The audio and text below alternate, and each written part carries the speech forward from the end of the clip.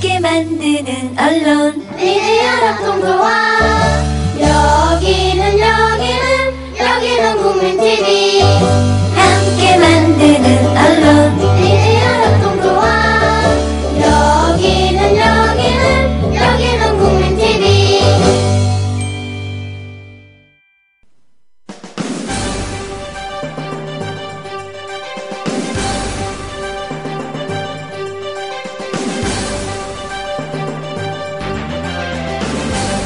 정치평론가 이강윤의 오늘.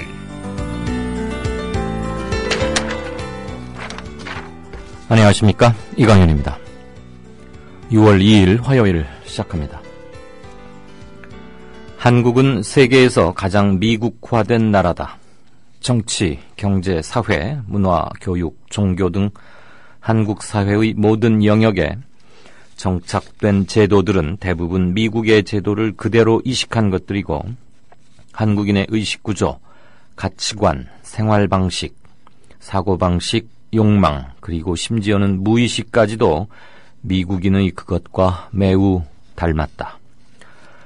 한국 사회는 태어나서부터 죽을 때까지 경쟁이 강요되는 경쟁사회이며, 세계 최장시간 노동에 시달리는 노동사회이고, 인간의 가치가 시장의 논리에 종속되는 시장 중심 사회가 되었다.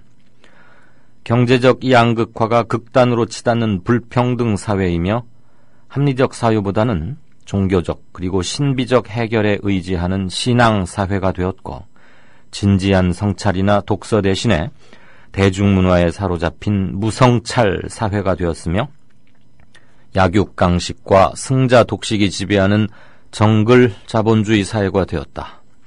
한마디로 인간이 존엄한 존재로 살아가는 게 거의 불가능한 사회다.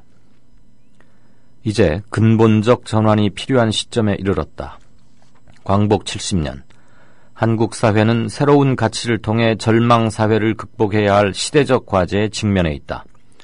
사회적 정의, 이성주의, 인본주의, 생태주의, 그리고 연대주의라는 유럽적 가치의 바탕을 두고 경쟁사회에서 연대사회로, 노동사회에서 여가사회로, 무성찰사회에서 성찰사회로, 시장중심사회에서 인간중심사회로, 불평등사회에서 평등사회로, 그리고 정글자본주의 사회에서 인간의 얼굴을 한 자본주의 사회로 우리 사회를 바꾸어가야 한다. 역사적 이성은 지금 우리에게 거대한 전환을 감행할 것을 명령하고 있다. 중앙대학교 동문학과 김누리 교수의 글 한 대목입니다. 대통령 선거는 시대의 정신을 묻고 답하는 선거입니다. 개혁 세력들은 늦었지만 지금부터라도 위와 같은 시대적 요구에 답할 준비를 해야 합니다. 2017년은 겨우 2년 남짓밖에 남지 않았습니다. 실체도 불분명한 친노 논쟁으로 찌그락짜그락 다툴 시간이 별로 없습니다. 진정한 쇄신이란 생각의 변화에서 시작되고, 그 변화된 생각에 맞는 사람으로 바꿈으로써 마무리됩니다. 잠시 후 시작합니다. 주 기자님, 지난 주말에 콘도 다녀왔는데 진짜 좋았대. 주 기자님은 콘도 회원권도 갖고 있나 봐요? 부럽다. 이번에 회원권 114 거래소에 의뢰해서 싸게 구입했다는데? 콘도 회원권은 비싸지 않아요? 회원권인데? 근데 이 콘도 회원권이라고 다 비싼 게 아닌가 봐. 회원권 114에 알아보니까 종류도 많고 다양한 상품들 엄청 많던데? 그러면 우리도 봄 여행 한번 알아볼까요? 콘도는 회원권 114에서 구입하고요. 02-544-6114번 02-544-6114번 회원권 114는 인터넷과 모바일 앱에서도 검색할 수 있습니다. 콘도 회원권 거래는 회원권 114 02-544-6114번으로 바로 전화해보세요. 이강윤의 오늘이 아시다시피 4시 반부터 오후 4시 반부터 6시까지 방송이 되는데, 어제 국내에서 메르스 환자 첫 사망자가 나왔죠. 6시 31분에 방송 마치고 한 30분쯤 있다가 속보가 뜨는 걸 봤습니다. 어제 안 그래도 뉴스 브리핑 이 코너에서 메르스에 대해서 꽤 뭐 이모 저모를 좀 짚어봤는데 아직은 사망자가 나오고 있지 않아서 그나마 좀 다행이다 이런 말씀을 드렸었는데 방송 마치고 불과 1시간이 채 되지 않아서 사망자가 나왔고 이 시간 현재 지금 사망자는 2명이죠. 신종 전염병에 사실 대응하기가 쉽지 않은 것은 사실입니다만 이번 경우에는 우리가 유독 피해가 크고 그 확산 속도가 빠르다는 점 그리고 3차 감염이 이루어졌다는 점 즉 최초의 확진 환자로부터 근접 접촉자들에게 옮겨졌고 그 2차 접촉자로부터 다시 전파가 되는 그런 정도라면 사실상 방역에 초비상이 걸렸다. 그리고 당분간은 이것에 속수무책으로 당할 수밖에 없는 게 아닌가 하는 그 위험한 지경에 이르렀다는 것을 뜻합니다. 3차 환자가 발생했다는 건 더군다나 사망자가 발생해서 이제 2명에 이르렀는데 이 정부 들어서 이렇게들 제대로 되어가는 게 없고 이러는지 한심함은 조금 젖혀두고 같이 걱정을 해야 한다. 그런데 정치권과 정부가 제대로 대응하고 있는지 여전히 의문스럽습니다. 자, 뉴스 브리핑 시작하죠. 김효진 PD 어서 오십시오. 네, 안녕하세요. 행정입법에 대한 국회의 수정 권한을 늘리는 국회법 개정안 논란이 이어지고 있는데 법제처장이 해당 법안에 대한 위헌 의견을 내놨어요. 며칠 전에 국회 사무처는 합헌이다 그랬지 않습니까? 예, 법제처장 법 해석하는 권위 있는 기구의 수장 아니겠습니까? 그렇죠. 예. 정부 기관 중에 공식적으로 법에 대한 해석을 책임지고 있는 예. 거의 유일한 확실한 기관이죠. 그렇습니다. 법제처장이 위헌 의견을 밝힌 자리가 하필 이른바 이 친박 국회의원들이 주도한 모임이었다는 점에서 발언의 적절성 시비도 좀 불거지지 않을까 이런 예상을 해봅니다. 네. 재정부 법제처장입니다. 예, 성이 제씨고요. 네. 함이 정부입니다. 네. 예, 법제처장은 오늘 국회에서 새누리당 내 친박계 의원들이 개최한 국가경쟁력 강화 포럼. 이 포럼이 국가경쟁력 강화 포럼이지만 네. 사실상 친박 포럼이다. 뭐 이런 분석에 휩싸이기도 한 그런 모임 아니겠습니까? 이 포럼에 참석을 해서 국회법 개정안이 위헌이다 이런 의견을 밝혔습니다. 재법제처장은 행정입법에 대한 국회법 개정안의 수정 변경 요구에 대해 정부는 강제력이 있는 것으로 판단한다며 종전에는 행정 재량이 있었으나 중앙행정기관이 이제 국회의 요구를 거부하기 어렵게 됐다 이렇게 밝혔습니다. 그러면서 재법제처장은 국회법 개정안에 대해 가장 먼저 헌법상 권력 분립 원칙 위반을 위헌의 이유로 꼽았습니다. 그는 헌법에 따른 입법, 행정, 사법부의 권한을 견제하는 권한은 헌법에서 규정해야 한다면서 이를 법률로 규정하는 것은 헌법의 권력 분립 원칙에 위배될 소지가 있다 이렇게 말을 했습니다. 네. 재정부 법제처장은 또 행정입법권 침해를 주장하면서 법률에서 행정입법에 위임한 이상 행정입법으로 어떤 내용을 정할지는 법률의 위임 범위 안에서 행정입법 재정권자의 재량에 맡겨져 있다. 대통령 재량에 맡겨져 있다. 네. 뭐 이런 얘기겠죠. 그러면서 헌법에 근거 없이 국회법 개정으로 국회가 행정입법에 대해 수정 변경을 요구할 수 있게 된다면 헌법에 명시되지 않은 국회의 정부에 대한 견제 장치를 법률로 창설해 행정입법권을 침해하는 위헌 소지가 있을 것이다. 이렇게 조목조목 자신의 입장을 밝혔습니다. 네. 예. 하필 그 자리가 친박계 의원들 모여가지고 뭐 얘기하는 자리라니까. 예. 물론 뭐 국회의원들이 개개인이 헌법기관이고 행정부에 대해서 요청하고 질의하고 추궁하고 답변을 구하고 당연히 있긴 합니다만. 예. 청와대와 국회 그리고 특히 지금 새누리당 내에서도 이견이 있고 하는 가운데 마치 이런 걸 보고 무슨 그 오얏나무 밑에서 각근 고쳐 쓰지 마라 이런 속담이 있는데 위헌이냐 아니냐 대통령의 거부권 행사 여부를 두고 초미의 관심사로 부상한 가운데 그런 자리에서 이런 말을 내놨다는 게 차라리 법제처장으로서 최근 논란이 되고 있는 현안에 대한 법제처 입장은 이러합니다라고 단독으로 공식 성명이나 담화를 내는 게 떳떳한 것이지. 예. 그럼 하필 또 친박계 의원들이 모인 자리에서 말이에요. 예. 그럼 또 비박계나 딴 당에서 불렀어도 이랬을까 하는 불필요한 오해를 산다는 점에서 그 점은 한마디 지적하고 싶군요. 예. 기본적으로 위헌인가 아닌가는 최종적으로는 헌법재판소에서 정할 문제인 거죠. 예. 자, 국회법 개정안 논란은 개정 협상을 주도한 유승민 원내대표를 향한 새누리당 내 친박계 의원들의 사퇴 촉구로 이어지고 있습니다. 이게 이제 여당 내 정치 쟁점화를 넘어서서 새 대결. 그다음에 이거 유 대표하고는 같이 가기 힘든 거 아니냐? 궁합이 잘 안 맞는다. 속가내야 되는 거 아니냐? 지금 이런 얘기들이 나오고 있는 마당에 이게 탁 불거진 그렇습니다. 거죠. 선거가 가까워 오긴 하는 모양입니다. 예.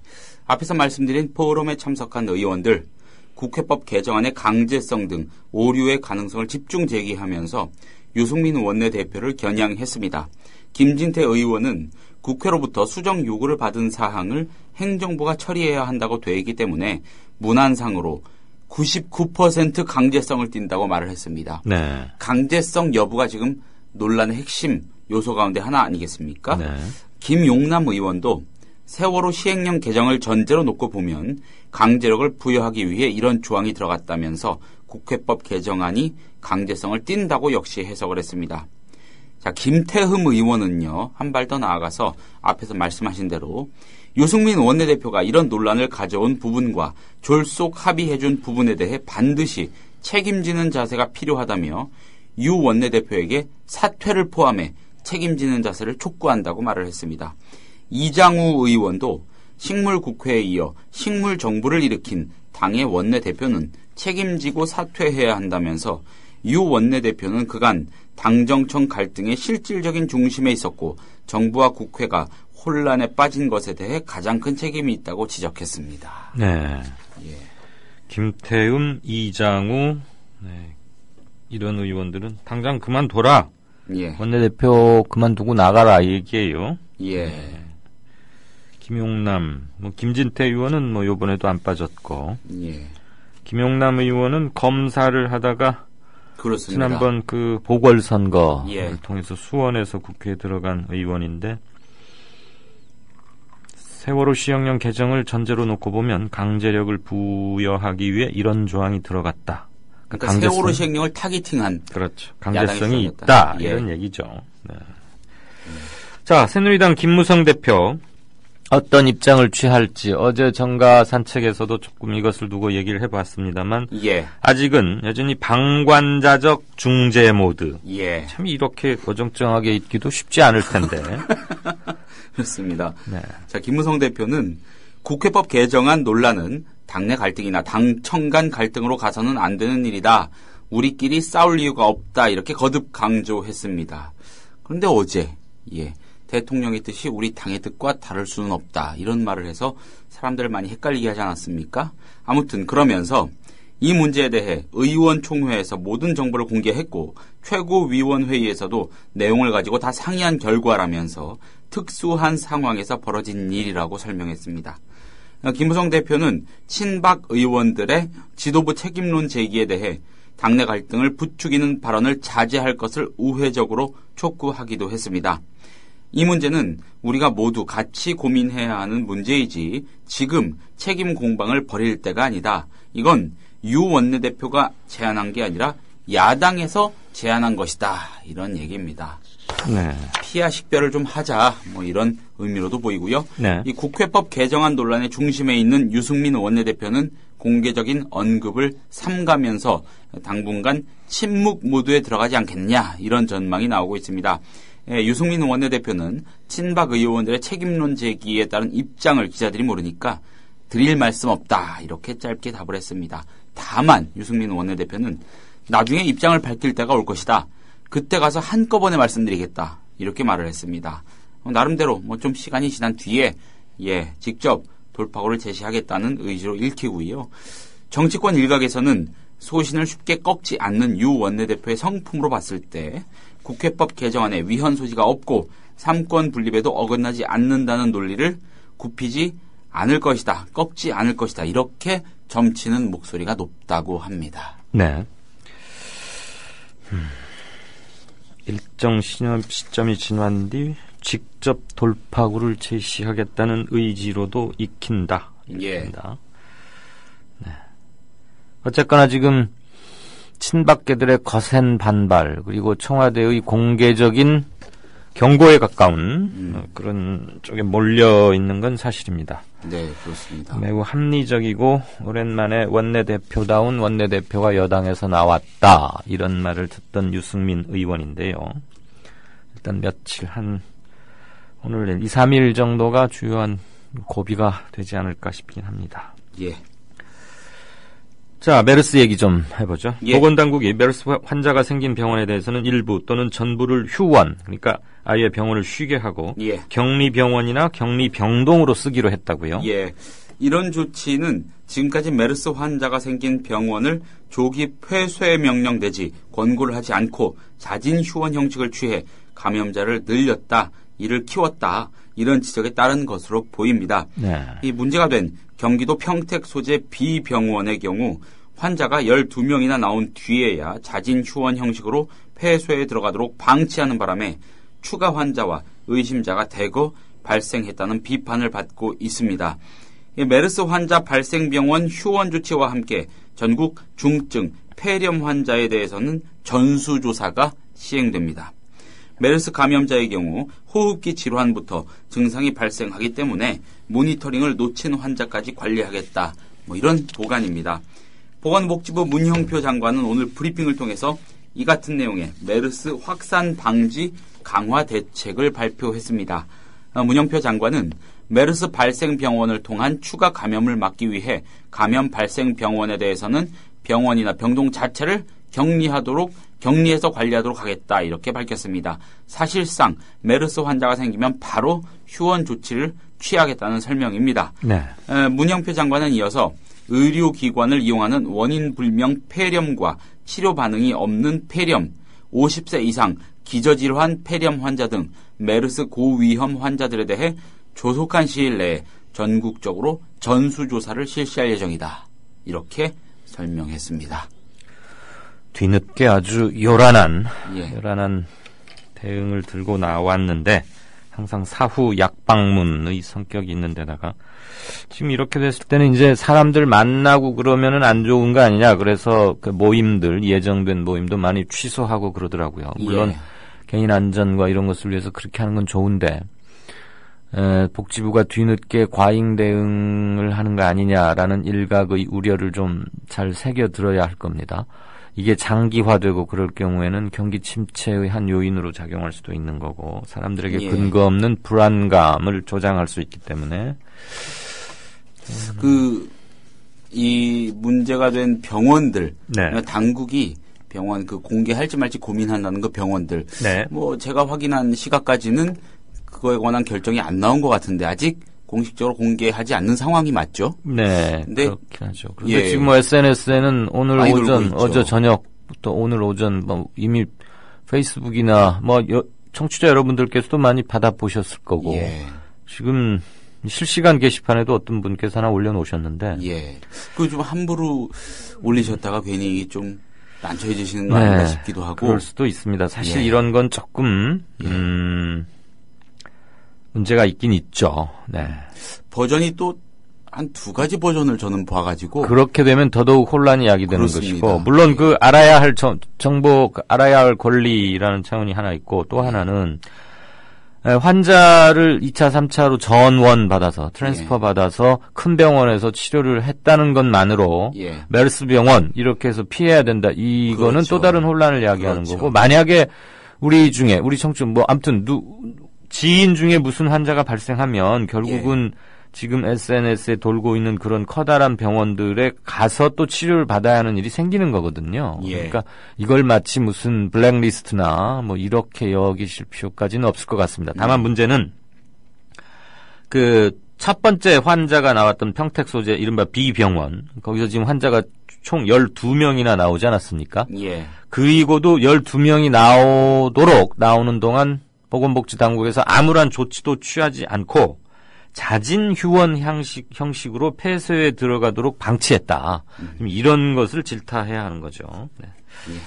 아마 이제 평택이 문제가 있으니까 주변의 수도권 큰 병원으로 이렇게 옮기는 과정에서 뭐 분당이나 서울, 그다음에 일산 뭐 이런 병원까지도 이제 하고 또 3차 환자는 뭐 계속 퍼져나가는 거니까 이렇게 되고 있는 상황입니다. 자, 메르스 3차 감염자가 발생해서 추가 감염에 대한 우려가 커지고 있는데 확산 차단의 핵심 키포인트라고 할 수 있는 감염 경로를 방역당국이 아직도 명확히 밝혀내지 못하고 있다. 지금 이게 가장 큰 문제죠. 그렇습니다.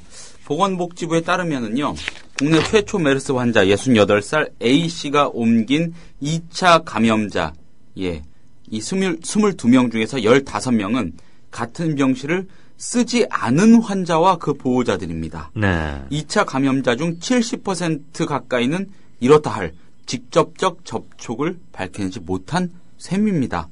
그나마 감염 경로가 비교적 정교하게 파악된 사례는 A씨 부인과 A씨와 같은 병실을 쓴 환자, 그 보호자, 의료진 등을 포함해 7명 정도 된다. 이렇게 봐야 하겠습니다. 보건당국은요, 폐쇄 회로와 병원 기록 등을 토대로 다른 병실에 있던 환자들이 첫 확진 환자와 어떻게 접촉했는지 요걸 파악하고 있다고 합니다. 네. 그러나 첫 환자가 발생한 지 13일이 지났는데도 이 비병원 동일 병동 내 다른 병실 감염자들의 명확한 감염 경로는 밝혀지지 않았습니다. 네. 그러니까 모른다는 얘기죠, 아직. 그렇죠. 어떻게 됐는지. 이는 애초 조사 단계부터 틈이 생겼기 때문으로 보입니다. 당국은 첫 환자가 확인된 직후 같은 병실에 있던 사람들만을 격리 대상으로 설정했습니다. 병동 환자들에 대한 추적 조사는 8일이 지난 지난달 28일에 이루어졌는데 CCTV가 없는 장소는 확인이 안 될 뿐더러 눈에 보이지 않는 의료기관 내 간접 접촉 가능성까지 고려하면 사실상 완벽한 추적 조사는 불가능합니다. 그나마 첫 환자가 입원한 병실에서 약 10m 떨어진 입원실에 있던 6번째 환자는 2시간 동안 외래 진료를 기다리며 접촉한 정황을 포착했습니다. 네. 2시간 동안 외래 진료를 기다리고 있다가 접촉이 이루어졌다. 확인이 됐고. 물론 그 2시간 동안 그렇게 쉽게 전파가 될까 싶기도 하고 말이죠. 문제는 CCTV가 없는 장소는 확인이 안 될 뿐더러 추적 조사가 아예 불가능하다. CCTV 전국을 다 CCTV를 할 수는 도저히 없는 거고 그렇습니다. 말이 안 되는 거니까. 병원 내에서도 CCTV가 비치지 않는 사각지대가 당연히 있을 수 있는데. 그러니까 지금 당국 입장에서는 직접적인 접촉의 정황을 어떻게든 찾아내는 게 마음이 편해질 수 있는 상황인 셈이죠. 그렇죠. 네. 환자와 어떤 식으로든 뭐 마주쳤거나 만났거나 얘기를 했거나 뭐 접촉이 확인이 되면 차라리 분류하기가 편한데 그렇습니다. 안심할 수도 있는데 그게 아닌 경우는 어디에서 어떻게 감염됐는지 모르니까 손을 쓸 수 없다 이 말 아니에요. 그렇습니다. 이러면서 불안해하지 말라고만 말하는 것도 정말 참 문제가 있죠. 자, 보건당국은 현재까지 변종이나 공기 중 전파 가능성은 없다는 입장을 아직은 고수하고 있어요. 그렇습니다. 앞에서 말씀드린 거하고 연결이 되는 그런 대목입니다. 결국은 이렇게 확실한 감염 경로를 규명하지 못하니까 변종, 공기 중 전파 이런 불안이 높아지는 거 아니겠습니까? 환자가 머문 병원 내에서만 감염자가 발생한 점, 실제 바이러스 핵심 유전자 검사에서 중동의 바이러스와 차이가 없었던 점 등이 변종이나 공기 중 전파의 가능성은 없다는 당국 판단의 근거라고 합니다. 권준욱 메르스 중앙대책본부 기획총괄반장은 환자의 여러 가지 분비물이 아주 근접한 거리가 아니더라도 기계적 전파 등을 통해서 특히 의료 감염의 형태로도 전파될 가능성을 배제할 수 없다. 이렇게 말을 했고요. 김우주 대한감염학회 이사장은 환자분이 병실에만 있지 않고 검사하러 병동에도 나오고 복도도 돌아다녔는데 그 와중에 복도나 엘리베이터에서 기침을 하면서 환경 표면에 메르스 바이러스가 노출됐을 가능성이 있다. 그곳을 면역력이 약한 환자들이 손으로 만진 후 코나 눈 이런 곳을 접촉하면서 감염되는 간접 접촉 경로일 가능성이 있다. 이런 설명도 했답니다. 이게 지금 가장 무섭고 공포 대상인 거죠. 그렇습니다. 어디에 묻어 있을지 모르는. 그럼요. 오늘 처음 발생한 3차 감염자는 16번째 환자, 이 40세 이 환자하고 같은 병실을 쓴 2명의 환자로 모두 70대 고령입니다. 네. 아시겠지만 큰 병원에 가보면 그 병실료 때문에 좀 뭐 1인실 또는 2인실 이런 것들은 환자 개인이 부담해야 하는 병실 차액 그 금액이 크기 때문에 그렇습니다. 대개는 다인실을 선호하지 않습니까? 잠깐 방 없어가지고 2인실 갔다가도 자리 나오면 바로 그럼요. 옮기죠. 네. 예. 5인실, 6인실 이런 것들을 많이 쓰게 되는데 대개 또 같은 병동에는 동일 계열의 질환자들을 함께 모아놓는 예. 거니까 지금 호흡기 계통 질환자들은 다 같은 병동에서 관리가 되지 않겠어요. 이제는 좀 다르게 대처를 하리라고 기대는 합니다만 메르스가 이렇게 무섭게 되기 전까지는 그냥 뭐 폐렴이거나 기침이거나 아무튼 호흡기 쪽에 문제가 있는 사람은 같은 병실을 썼는데 지금 그 과정에서 이렇게 막 퍼져버린 거 아닙니까? 그렇습니다. 당연히 문제가 될 수밖에 없죠. 지금 뭐 일부 SNS에는 괴담들이 아주 크게 돌고 있는데 유시민 전 보건복지부 장관이 그런 말도 했더군요. 메르스도 잡지 못하고 괴담도 못 잡았다 이러는데 서울 건국대병원이 지하철하고 이렇게 바로 연결 통로가 돼 있는데 예. 건국대병원에도 메르스 환자가 있다더라. 그러면은 지하철 연결 통로를 통해서 연결되는 거니까 그 건대병원의 공기 일부가 이렇게 지하철로 유입된 거 아니냐. 뭐 이런 이제 우려 섞인 얘기들도 오고 가나 봐요. 그런데 지금 아직까지는 방금 김효진 PD의 브리핑에서 들으셨다시피 공기를 통한 직접 감염은 아닌 걸로 보이니까 그런 우려 또는 증폭된 괴담성 이런 것들을 뭐 이렇게 그건 조금 자제를 아직은 하실 필요가 있는 게 아닌가 그런 생각이 조심스럽긴 하지만 듭니다. 저도 지금 국내 방역 당국이 너무 허술하게 대응하고 있어서 뉴스를 진행하면서도 아직도 우리가 이 정도 수준밖에 안 됐나 싶은 생각이 참 앞서는데요. 예. 3차 감염자가 나왔다는 거 이거 대단히 문제입니다. 제가 오늘 페이스북에서 어떤 의사분이 올린 사진 하나를 봤는데요. 그 사진을 지금 여기서 이렇게 올릴 수 있으면 참 좋겠는데 보건복지부에서 낸 메르스 관련 포스터라고 해야겠죠. 거기에 이렇게 그려져 있더군요. 뭐 낙타를 껴안거나 뭐 하는 일을 자제하십시오. 뭐 낙타의 분비물을 만지지 마십시오. 예. 그래서 이렇게 주황색 바탕에다가 이렇게 가위표, 고표라고 그러나 X표를 해가지고 그려놓은 포스터를 봤어요. 도대체 국내에 야생 낙타가 삽니까? 그건 중동으로 가는 사람들에게나 해야 하는 일이지. 예. 정작 우리에게 필요한 국내 전파가 시작된 마당인데 그러면은 주의할 사항을 차라리 뭐 손 씻기라거나 마스크라거나 뭐 이런 얘기를 해야지. 느닷없이 낙타가 그려진 포스터를 보건복지부에서 버젓이 그려가지고 그 배포를 했다는 걸 보고 참 또 한 번 웃었는데 정신 있습니까 이 사람들? 응? 그러게 말입니다. 아니 뭐 누가 낙타를 만질래야 만질 낙타도 없는데 낙타를 조심해서 만지라니 이게 말이 됩니까? 이런 사람이 일을 하니까 그래. 자, 이건 참 뉴스 행간이 아니죠. 자, 국무총리 후보자 인사청문회 얘기 좀 해봅시다. 예. 황교안 후보자에 대한 인사청문 특위가 오늘 첫 회의를 열고 특위위원장 그리고 간사 선임 그리고 청문회 실시 계획서 채택 이제 시작하는 거죠. 예, 그렇습니다. 오늘 회의는 1시간도 채 걸리지 않았으나 여야 위원들은 황 후보자의 자료 제출 문제와 장관직 사퇴 등을 놓고 신경전을 벌여서 오는 8일부터 사흘간 실시되는 청문회에서 치열한 공방을 예고했습니다. 네. 새정치민주연합 박범계 의원 판사 출신이죠. 이 박 의원은 의사진행 발언에서 황 후보자는 청문회 기간에 모든 것을 밝히겠다고 하면서 며칠째 침묵으로 일관하고 있다면서 방어 전략이라 생각하고 그럴 수도 있지만 충실한 자료 제출이 동반돼야 침묵이 금일 수 있다 이렇게 지적을 했습니다. 박범계 의원은 특히 황 후보자의 변호사 수임 자료에서 19건의 수임 내역이 삭제된 정황을 언급한 뒤에 19건에 대해 국민은 절대 봐선 안 된다는 19금 청문회가 돼선 안 된다. 네. 예, 이렇게 또 말을 한 건 만들어냈습니다. 예, 19금 청문회. 같은 당 은수미 의원은 수장이 눈을 부릅뜨고 있는데 어떤 부처가 자료를 제출하겠느냐면서 장관직 사퇴를 안 하는 경우는 황 후보자가 유일하다. 자료 제출을 하지 않을 경우 위원회 의결로 법무장관 사퇴를 촉구해야 한다고 주장했습니다. 이에 대해서 새누리당 간사인 권성동 의원, 검사 출신이죠. 권 의원은 저희도 성실한 자료 제출을 촉구하는 것은 차이가 없다면서 그러나 사생활 침해, 명예훼손, 개인정보 보호 침해 우려 등이 있으면 제출하지 않는 것으로 안다 이렇게 방어막을 쳤습니다. 권 의원은 또 자료 제출 거부의 명분이 있는지 없는지에 대해 위원회 명의로 공식 요구를 하지 않아 야당 주장의 타당성을 검토할 수 없는 상황이라면서 일단 위원회 공식 요구 후에 거부하면 사유가 적절한지에 대해 여당에서 검토할 시간을 달라고 요청했습니다. 네.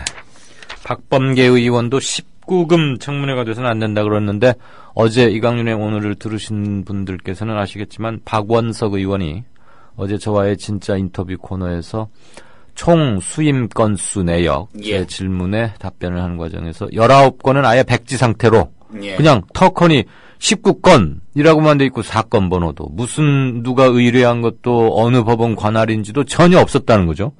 쉽게 말하면 그러니까 뭐 시험 답안지 쓸 때 자기 이름도 안 쓰고 수험 번호도 안 쓰고 그냥 이렇게 낸 거예요. 예. 시험 봤다 이런 정도만. 감독한테 주면서 나 와서 시험 보고 간다. 응시했습니다. 예. 이런 어처구니 없는 이게 더군다나 현직 장관이란 말이에요. 법무부 장관. 그러면은 관료들이 어떻게 일해야 되는지 무슨 서식을 갖춰야 하는지는 7급 주사만 돼도 다 아는 건데 이 뭐 지금 뭐 검사 2명 데려다가 무슨 뭐 자료 준비 팀인가 그런 것도 꾸려놨지 않습니까? 그 사람들이 낸 자료에 19건에는 아예 아무것도 기재되어 있지 않다. 어떻게 그런 걸 자료라고 들고 올 수가 있고 제출할 수가 있습니까? 그러게요. 예. 당연히 이런 건 따져야죠.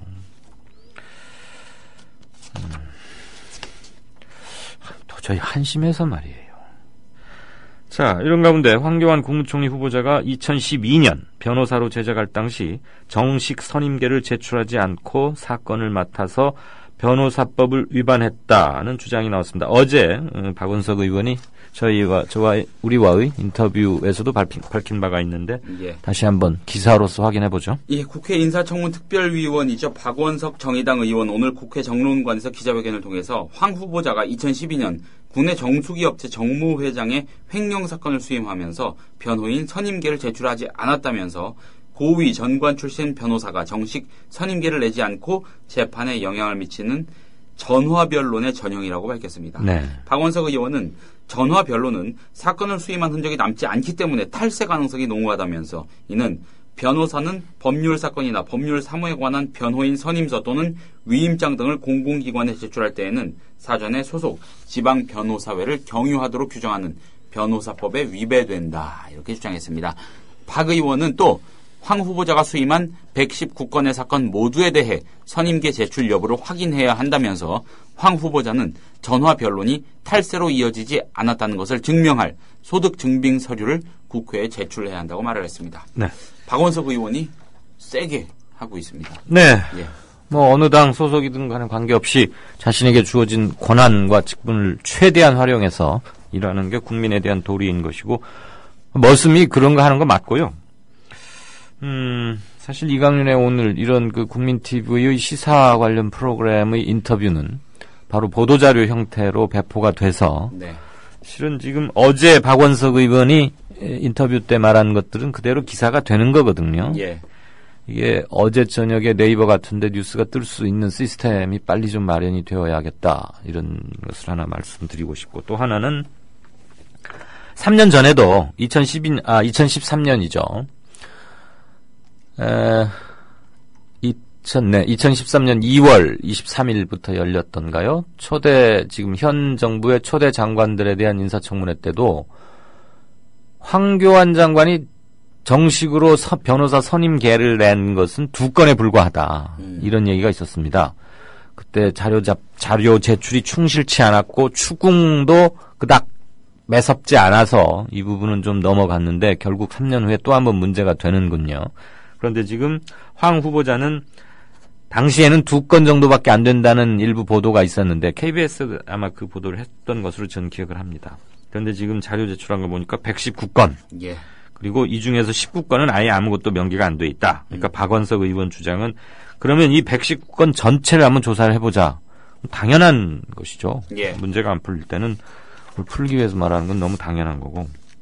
8일부터 시작이니까 며칠 안 남았는데 언론들도 좀 잘 눈을 부릅떠야겠다 이런 생각을 하게 됩니다. 메르스 때문에 뒤숭숭합니다. 정보에는 귀를 쫑긋하시고 이럴 때일수록 좀 이성적으로 차분히 생각하시는 자세는 다른 데보다 좀 더 필요하다 이런 생각은 하게 됩니다. 물론 우리 방역당국이 믿업지 않기 때문에 내가 나를 지켜야 하는 그런 말씀을 드리는 건 참 안타깝긴 합니다. 지금까지 뉴스브리핑의 김효진 PD였습니다. 감사합니다. 고맙습니다. The American people realize that this cannot be made a fight. Our working thesis tonight is this quotation. If this fight against communism is made a fight between... 안녕하세요. 뉴스K 앵커 노지민입니다. 제 앵커석 옆에는 4명의 언론인 사진이 걸려 있습니다. 이 중 한 사람인 에드워드 머로우는 메카시즘의 광기를 끝낸 용감하고 양심적인 기자로 기록됩니다. 숨죽여 있던 미국의 지성을 일깨운 계기였습니다. 어느 누구는 뉴스 앵커가 특정한 주장을 펼치는 것이 점잖지 못하다고 지적합니다. 하지만 시시비비를 가리는 것은 언론인의 사명입니다. 뉴스K가 그 사명을 일깨우면서 한국 언론을 선도하겠습니다.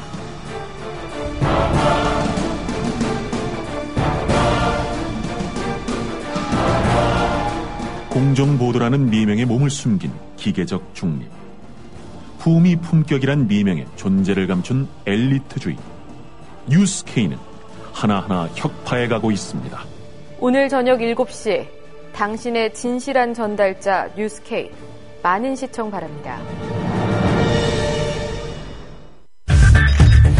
이강인의 오늘 이제는 정가 산책으로 함께합니다. 정치권 동향.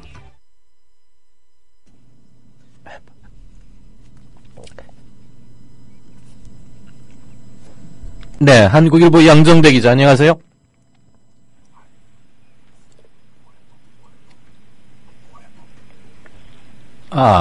시그널이 잘못 나갔군요. 청취자 여러분들께 사과요. PD들이 교대하는 과정에서 뭔가 사인이 안 맞았던 모양입니다. 경제뉴스 브리핑 받으실 시간이죠. 해오름 자산 컨설팅의 오진근 대표 안녕하세요. 네, 안녕하십니까. 오진근입니다. 네, 잠시 헷갈리셨죠? 예. 네, 정가 산책 시그널이 나와서 저는 양 기자하고 벌써 연결을 하나 그랬는데. 수출이 늘 수출은 잘 된다, 걱정 없다 이런 얘기를 계속 들어와서 우리는 항상 수출은 그저 잘 되려니 이렇게 생각하고 있었는데 6년 만에 2자릿수로 감소하면서 비상이 걸렸다고요? 네, 그렇습니다. 수출은 5개월 연속 감소했고 수입은 8개월 연속 감소했습니다. 산업통상자원부에 따르면 5월 수출액이 424억 달러로 지난해 같은 달 대비해서 11%나 감소했습니다. 수출 단가 하락과 세계 교육 둔화 속에 수출액이 올 들어 가장 큰 폭으로 감소했는데요. 네. 품목별로 보면은 석유 제품이 마이너스 40%, 가전이 마이너스 35%, 선박이 마이너스 33%, 석유화학이 마이너스 23%로 큰 폭으로 감소했고, 철강이 마이너스 19%, 섬유 마이너스 15%, 자동차 부품 마이너스 14%, 자동차가 마이너스 8%, 네네. 평판 디스플레이도 6% 감소했는데 네, 굉장히 많이 감소했고요. 반면에 증가한 것은 무선 통신기기, 스마트폰 쪽이 27% 증가했고 노트북 컴퓨터 등이 22%, 반도체가 5% 증가했습니다. 반면에 또 수입 측면에서도 361억 달러로 전년 동기 대비해서 15%나 감소했는데 1월에서 5월 누적으로 따져도 16%나 감소했기 때문에 수출액 감소가 굉장히 컸습니다. 그렇군요. 네. 무역 수지는 63억 달러 흑자로 40개월 흑자 행진을 해서 전체적으로는 다행인 것 같지만 사실 속 내용을 보면은 상당히 우려되는 상황입니다. 불황형 흑자다 이런 얘기죠. 네. 자, 이런 수출 급감 원인이 저유가 그리고 엔저 등 기존 원인 외에도 8대 주력 수출 산업의 구조적인 수출 위기론 이게 좀 옳게 왔다 이렇게 지적하는 의견도 있죠. 예, 그렇습니다. 글로벌 금융위기 이후로 원화 약세를 등에 업고 호황 기조를 누렸던 한국 수출이 글로벌 시장의 산업 재편 와중에서 장기적 경쟁력을 놓치고 있는 게 아닌가 해서 한국 수출이 비상이 걸렸습니다. 산업연구원이 발표한 보고서에 따르면 금융위기 후 4년간 2011년부터 2014년까지 연평균 우리나라의 수출 증가율은 1%에 불과합니다. 이것은 2000년에서 2008년 9년간 12% 두 자릿수 증가율에 비하면 상당히 많이 감소한 것이고 네. 이번 수출 급감이 글로벌 경기 둔화나 엔화 약세, 유가 하락 등 경기 순환적 요인뿐만 아니라 한국 수출의 구조적 요인에서 문제가 있는 게 아닌가 지금 심각히 따져봐야 될 것 같습니다. 네. 수출 급감 원인 방금 말미에 얘기가 있으셨습니다만 지나친 중국 의존 그리고 가격 경쟁력에만 의존해 왔다. 그리고 우리나라의 이른바 8대 수출 주력 품목, 효자 품목 이런 말들도 해왔는데 그런 것들에 너무 기대했던 거 아니냐. 이 세 가지로 논점이 모아지는 거죠.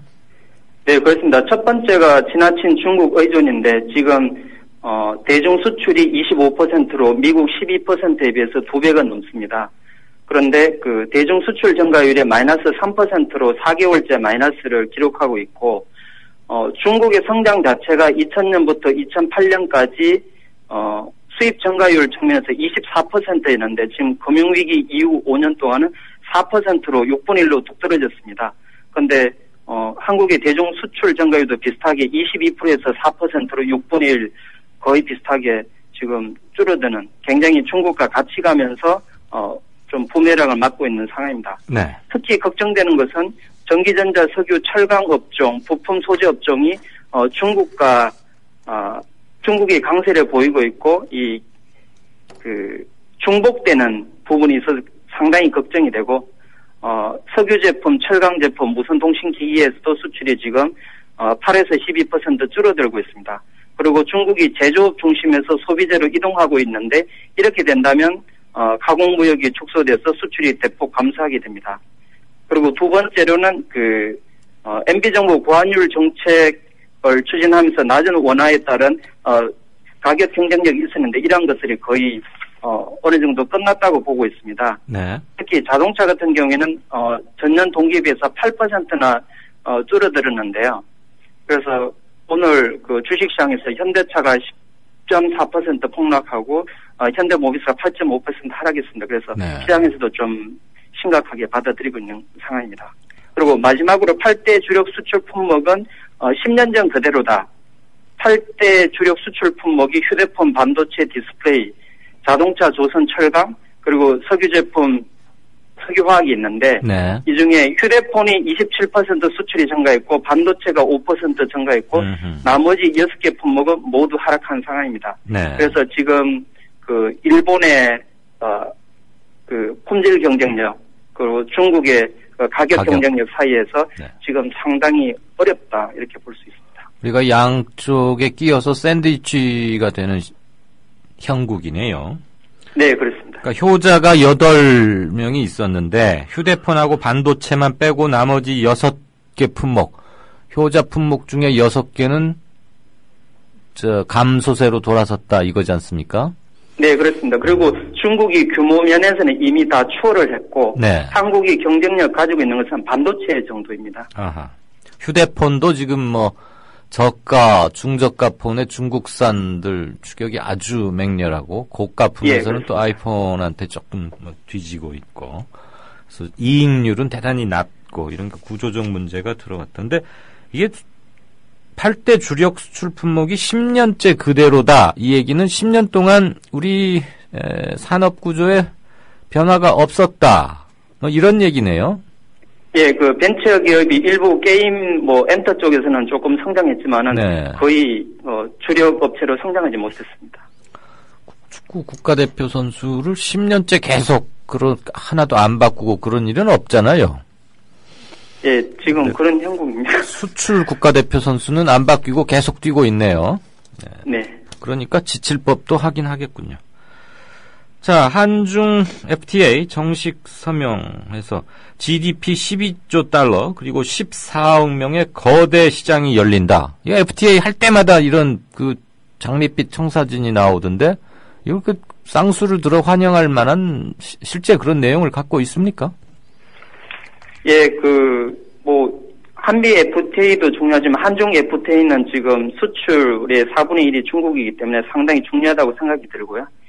제2의 내수 시장이 될 수 있다 이렇게 보고 있습니다. 네. 네, 한중 FTA가 2005년도 민간 공동연구로 시작해서 작년 11월 실질 타결을 선언하고 이날 정식 서명됐는데, 산자부 장관은 최근 중국이 제청한 1대1로 구상과 우리 정부의 유라시아 구상이 일맥상통하기 때문에 양국의 협력이 증가될 수 있다. 한중 FTA를 통해서 양국 경제 체질이 개선되기를 바란다 이렇게 얘기했고, 네. 중국의 가오 부장은 중국은 한국의 최대 무역 파트너이자 최대 해외 투자국이다. 그리고 한국도 중국의 3대 무역 파트너이고 5대 해외 투자국이기 때문에 한중 FTA가 가져다 줄 혜택을 양국이 잘 활용하면 굉장한 발전의 동력이 될 것이다 이렇게 얘기하고 있습니다. 네. 그래서 산자부는 한중 FTA 비준 동의안을 국회에 제출하고 한중 FTA 영향 평가 결과 국내 산업 경쟁력 강화 대책 등도 국회에 제출해서 국회의 심의를 받게 됩니다. 네.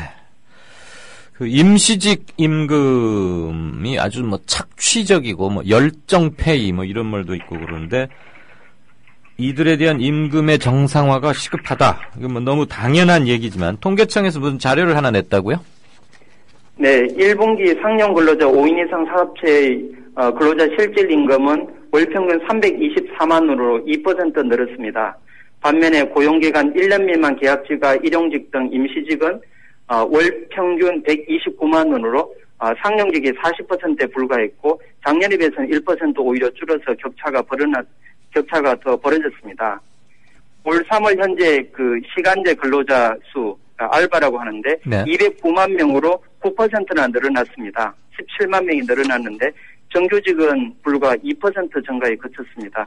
그러니까 임시직 늘어나는 것이 3배 이상 많이 늘어나서 네. 지금 소득 양극화가 심화되고 있습니다. 네. 우리나라 소득 양극화는 소득 상위 10% 평균 소득이 하위 10%에 비해서 10.1배 수준인데 OECD 평균 9.6배보다 조금 높고 미국의 19배에 비해서는 낮지만은 여전히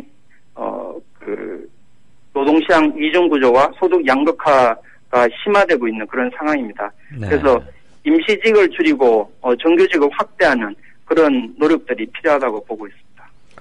그 상하위 소득자 간의 편차는 미국이 19배라고요?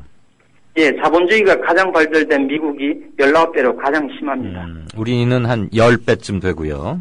예. 그러니까 미국이 우리보다 한 2배쯤 더 양극화가 심하다. 이제 이렇게도 간접 비교를 할 수 있는데. 네. 미국에도 열정 페인이 임시적의 착취적 임금 그게 우리처럼 심각하지는 않지 않나요? 그래도 거기는? 네, 미국이 최저임금이 시간당 7.75불이었는데 최근에 10달러 10불 또는 네. 지자체에서 15불까지 올리는 캠페인이 벌어지고 있는 상황입니다. 네.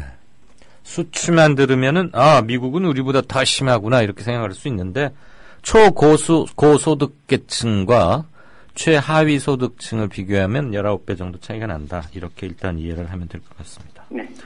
정부와 사용자 그리고 노동계 이제 이른바 우리가 노사정 3축 이렇게 부르는데 사회적 대타협을 통해서 저임금 임시직을 줄여나가는 그쪽에 온갖 노력이 모아져야겠다. 이런 얘기가 당연히 나오겠죠. 네, 작년에 새로 생긴 일자리 53만 3천 개가 대부분 정부의 정책적 노력으로 창출된 일자리이지만 44만 개 일자리, 즉 83%가 임금 수준이 낮고 5060 연령층에게 돌아갔습니다. 그리고 임시직도 14만 개가 생겼는데 그게 전체 일자리 창출의 4분의 1이 임시직입니다. 네. 그래서 빈곤을 오히려 심화시키고 나쁜 체제를 고착화시키는 상황인데 정부가 일자리 창출도 중요하지만은 일자리의 질을 끌어올리는, 그러니까 비정규직을 줄이고 비정규직을 줄이고 정규직을 늘리는 정책이 꼭 필요한 것 같습니다. 네. 자, 면세점. 이게 그렇게 돈 벌기가 땅 짚고 헤엄치기인 모양이에요. 뭐 재벌들이 그냥 사운을 걸고 대쉬를 한다 이런 얘기는 계속 들어왔는데 티켓 3장이 걸린 서울 면세점 경쟁에 재벌 대기업이 7곳 그리고 중소기업은 14곳이나 내가 한번 해보겠다 이렇게 도전장을 냈다고요? 네, 관세청에 따르면 서울 시내 면세점 사업계획서를 제출한 곳은 재벌 대기업이 7곳이고 중소 중견업체가 14곳입니다. 그래서 대기업의 2곳을 선정하기 때문에 경쟁률이 3.5대 1이고 중소 중견기업은 1곳을 선정하기 때문에 14대 1입니다. 네. 여러 가지 평가 요인을 종합평가해서 7월 중순께 사업자를 최종 선정할 예정인데 참가한 업체를 보면 재벌 대기업에는 호텔 신라와 현대산업개발이 합작한 HDC 신라면세점, 롯데면세점, SK네트워크스, 한화, 이랜드, 현대백화점 등 7곳이고요. 그리고 중소 중견기업으로는 파라다이스, 유진, DFNC 등 14곳이 참여했습니다. 네, 이 3장 중에서 1장은 중소 중견기업 몫이고 2장은 재벌 대기업 몫이군요. 네, 그렇습니다. 14대 1. 자, 오늘 9월에 진행되는 롯데 면세점 2곳과 워커힐 면세점의 시내 면세점 특허권 기한 만료에 따른 공개 입찰도 당연히 관심이 되겠군요. 네, 그렇습니다. 호텔 롯데 면세점 2곳과 SK네트워크스의 워커힐 면세점 1곳에 대한 특허권이 오는 12월에 만료가 됩니다. 그래서 서울 시내 면세점 추가 특허권 입찰과 달리 오는 9월 2차전은 그 중소 중견기업에 대한 제한이 없습니다. 그러니까 쉽게 말하면 재벌 대기업이 3군데 다 이렇게 입찰할 수도 있는 상황인데, 네. 그 긴급 속보를 말씀드리면 그 새정치민주연합의 이종걸 원내대표가 관세법과 공정거래법을 개정해서 재벌의 독식을 막겠다고 지금 나섰습니다. 아하. 현재 그 상황은 호텔 롯데가 52%, 호텔 신라가 31%로 재벌 면세점의 83%를 독과점하고 있고요. 네. 관광공사가 공기업인데 12%, 중소기업이 5%에 불과합니다. 그래서 2년 전에 새정치 홍종학 의원이 법안을 제출했는데 중소기업이 5%여서는 안 된다. 한 30% 정도를 차지하도록 법안을 제출했고 공기업이 한 20%, 재벌 대기업은 50% 이내로 하기 위해서 지금 법안을 제출한 상황입니다. 네. 자, 이건 또 무슨 얘기입니까? 그 중국 직장인들의 평균 연봉이요? 평균 연봉이 900만 원에 달한다고요? 네, 중국 국가통계국이 27일 발표한 2014년 직장인 임금 수준 결과에 따르면 지난해 중국인들의 평균 연봉은 5만 위엔, 그래서 연 890만 원이 되겠습니다. 국가통계국은 그 91만 개의 기업을 조사를 했는데 네. 이런 결과가 나왔고 중간관리직은 11만 위엔으로 1930만 원, 기술인력은 1155만 원, 일반 사무직은 840만 원, 서비스직 중에 가장 낮은데 700만 원, 그리고 생산직과 물류직이 750만 원입니다. 네. 그리고 외자기업에서 연봉 차이는 4.3배, 그리고 홍콩, 마카오, 대만 기업들 연봉 차이는 3.3배 정도가 되겠고 국유기업 연봉 차이는 3배 정도 났습니다. 이 연봉 차이라는 게 뭘 말하는 겁니까? 네, 외자기업의 연봉 차이는 4.3배, 홍콩, 마카오, 대만 기업에서의 연봉 차이는 3.3배였다. 이런데? 예, 그 외자기업 내에서 평균 연봉 차이가 몇 배가 나는지를 통계를 낸 겁니다. 외자기업 내에서. 외자기업 국유기업 간에. 내에서 이렇게 국유기업 내에서 또 이렇게 하고. 그러니까 외자기업들만 따로 봤을 때 가장 많이 주는 것과 박하게 주는 것이 한 4배가량 차이가 났다, 이 얘기인가요? 예, 그렇습니다. 자본주의 척이기 때문에, 다른 나라에 비해서는 격차가 좀 비교적 적은 걸로. 네, 그렇군요.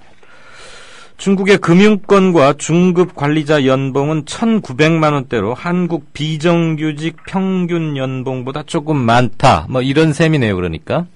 네, 그렇습니다. 중급 관리자 연봉이 1,930만 원이고 금융권 연봉 평균 연봉이 1,900만 원입니다. 그래서 상당히 높은 상황이고 중국에서 가장 낮은 임금은 농림수산업으로 연 500만 원에 불과합니다. 반면에 또 상대적으로 높은 연봉을 받는 쪽은 정보기술 쪽이 연 1,800만 원, 그리고 과학연구직이 1,450만 원이 되겠습니다. 그리고 중국에는 그 민영기업 평균 임금이 630만 원 정도이고 국영기업 연봉이 980만 원으로 무려 50% 가까이 많았습니다. 이것이 좀 특징적이었고. 네. 네, 그렇습니다. 네. 여기까지 듣겠습니다. 지금까지 경제뉴스 브리핑의 오진근 대표였습니다. 또 국민TV를 읽는다? 미디어 협동조합 콘텐츠의 관문, 국민TV 뉴스를 아시나요? 뉴스K 등 국민TV의 모든 기사, 조간브리핑 등 국민라디오의 인기 콘텐츠, 주요 방송의 녹취와 뉴스메이커와의 대담, 주요 원고 대본이 여러분을 기다립니다. 국민라디오와 국민TV를 한눈에 만나세요. news.국민.tv 모바일 접속은 m.news.국민.tv. 주장이 질서를 만나면 아름다워집니다. 주장이 화해를 만나면 힘이 생깁니다. 주장이 감동을 만나면 희망이 됩니다. 주장이 배려를 만나면 마음을 움직입니다. 마음을 움직이는 힘, 배려에서 시작됩니다. 한국방송광고공사 공익광고협의회. 이강윤의 오늘, 이제는 정가 산책으로 함께합니다. 정치권 동향 생생하게 풀어드릴 분은요. 네, 한국일보 양정대 기자, 안녕하세요. 네, 안녕하세요. 친박계, 새누리당 친박계 의원들이 유승민 원내대표 이제 그만둬라, 공개적으로 막 그러네요. 네, 오늘 아침에 친박계 의원들의 모임인 이 국가 경쟁력 강화 포럼이 이 긴급 토론회를 열었습니다. 예. 예정이 없이 이제 급하게 잡은 건데요. 여기 총괄 간사가 지금 이 정무특보를 맡고 있는 윤상현 의원인데요. 예. 오늘 27명 정도 의원들이 참석을 해서 이 재정부 법제처장을 불러서 이 국회법 개정안이 과연 위헌 요소는 없는지, 또 삼권분립이 위배되는 건 아닌지, 뭐 이런 부분들에 대해서 이제 의견을 듣고 질의응답하는 그런 식의 토론회를 열었는데요.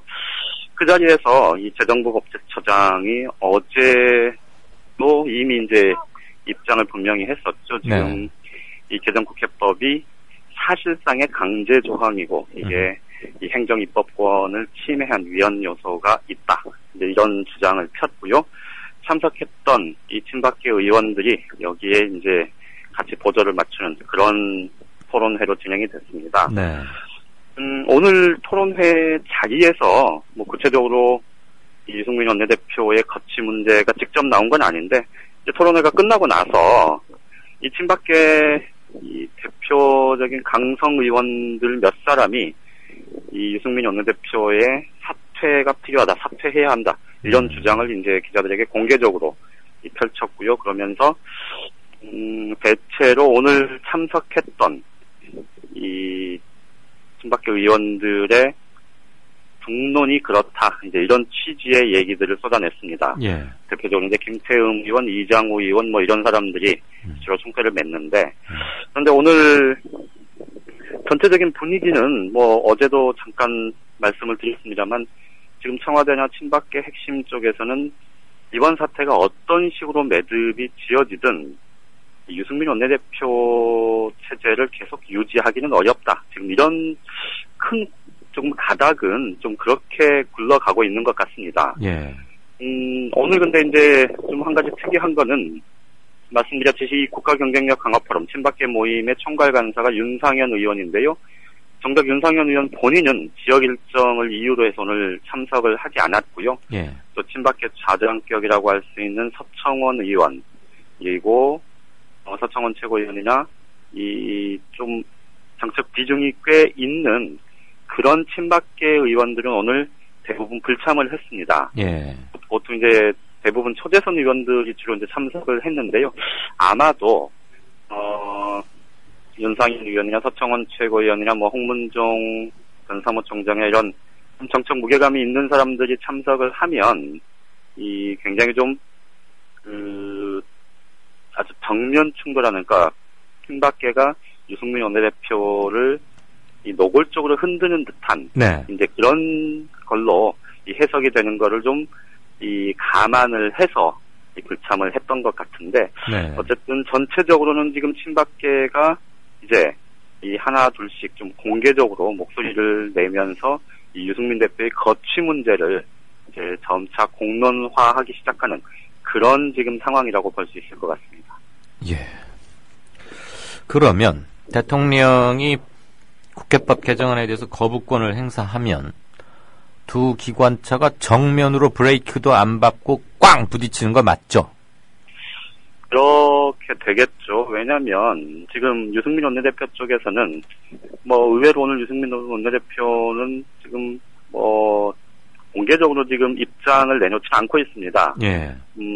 어떻게 보면 좀 침묵하고 있는 상황이고 좀 상황을 좀 면밀히 보면서 좀 나름의 전략을 좀 짜고 있을 텐데요. 예. 주변 사람들 얘기 들어보면 일단 유승민 원내대표 뭐 워낙 좀 차분한, 오히려 좀 차분하다 뭐 이렇게 지금 얘기를 하고 있고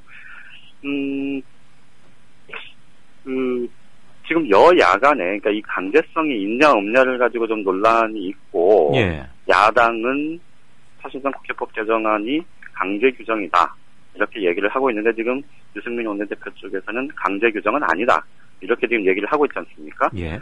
이 강제 규정이 아니라고 얘기하는 이유는 이런 겁니다.